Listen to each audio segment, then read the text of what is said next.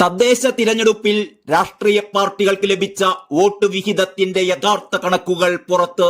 തിരഞ്ഞെടുപ്പ് കമ്മീഷൻ പുറത്തുവിട്ട ഔദ്യോഗിക കണക്ക് പ്രകാരം UDFന് ഇത്തവണ വലിയ നേട്ടം എന്ന് തന്നെയാണ് വ്യക്തമാകുന്നത്.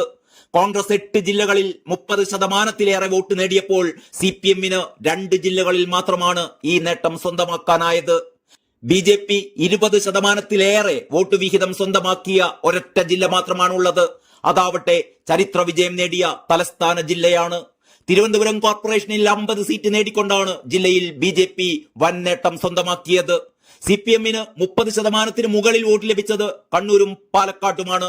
കോൺഗ്രസിനാവട്ടെ തൃശൂർ മുതൽ തിരുവനന്തപുരം വരെയുള്ള 8 ജില്ലകളിലാണ് ഈ നേട്ടം സ്വന്തമാക്കാനായത്. വടക്കൻ ജില്ലകളിൽ വലിയ മുന്നേറ്റമുണ്ടാക്കാൻ കോൺഗ്രസിന് സാധിച്ചുവെങ്കിലും വോട്ട് വിഹിതം 30% കടന്നിട്ടില്ല. മലപ്പുറത്തടക്കം UDF വൻ വിജയം നേടിയെങ്കിലും ജില്ലയിൽ മുസ്ലിം ലീഗിനാണ് വലിയ നേട്ടം. സംസ്ഥാനത്തെ മൊത്തം കണക്ക് പരിശോധിക്കുമ്പോൾ ലീഗിനാകെ ലഭിച്ചത് 9.77% വോട്ട് വിഹിതമാണ്. പാർട്ടികൾക്ക് കിട്ടിയ വോട്ട് വിഹിതം ഇങ്ങനെയാണ്: കോൺഗ്രസ് 29.17%, CPM 27.16%, BJP 14.76%, മുസ്ലിം ലീഗ് 9.77%, CPI 5.58%.